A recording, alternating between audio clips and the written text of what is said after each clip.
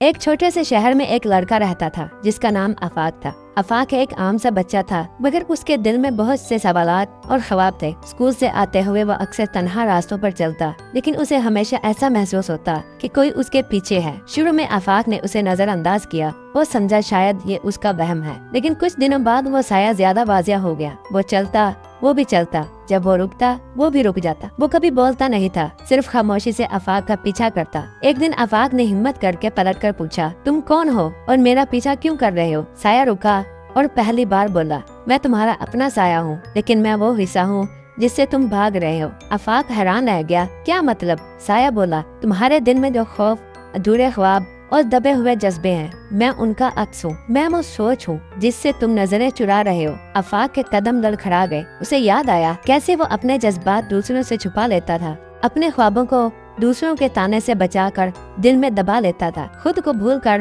وہ ہمیشہ دوسروں کے توقعات پر جینا چاہتا تھا۔ سایہ بولا، میں تب تک تمہارے ساتھ رہوں گا جب تک تم خود سے سچ بولنا نہیں سیکھ لیتے۔ اس رات آفاق نے اپنے دل کی سچائی کاغذ پر لکھنی شروع کی۔ اس نے اپنے خواب، خوف اور خواہشات کا اعتراف کیا۔ اس نے پہلی بار خود کو قبول کیا۔ کچھ دنوں بعد آفاق نے محسوس کیا کہ سایہ اب بھی اس کے ساتھ ہے، لیکن اب وہ بوجھ نہیں لگتا، اب وہ دوست بن چکا تھا، ایک ایسا ساتھی جو اسے اس کی اصلیت یاد دلاتا تھا۔ وہ سایہ اب بھی اس کے ساتھ چلتا تھا، لیکن اب آفاق مسکراتا تھا کیونکہ اسے معلوم تھا کہ وہ اب خود سے چھپ نہیں رہا۔ اس کہانی سے سبق ملتا ہے، ہم سب کے ساتھ ایک سایہ ہوتا ہے، ہماری حقیقت، ہماری کمزوریاں، ہمارے خواب۔ جب تک ہم خود کو قبول نہیں کرتے، وہ سایہ ہمیں پریشان کرتا ہے، لیکن جیسے ہی ہم سچائی سے جڑ جاتے ہیں، وہی سایہ ہمارا رہنما بن جاتا ہے۔